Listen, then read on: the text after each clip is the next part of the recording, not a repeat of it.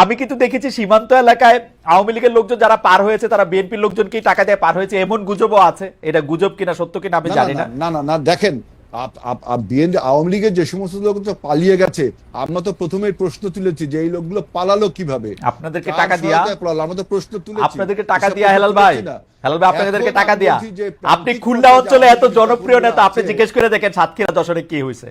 হেলাল ভাই আপনি প্লিজ জিজ্ঞেস করে দেখেন, আমি আসতেছি আপনার কাছে, আপনি এখনই জিজ্ঞেস করেন সাতক্ষীরা যশোর দিয়ে যারা পালাইছে তারা বিএনপির লোকজনের টাকা দিছে কিনা, আপনি জিজ্ঞেস করে দেখেন স্থানীয় বিএনপির লোকজন। তাহলে সরকার সেটা ইনিশিয়েটিভ নিচ্ছে না, আর সরকার তো অত বড় না বিএনপির মতো, বিএনপি তো সরকারের চেয়ে বড়। তাহলে সরকার কি চাচ্ছে?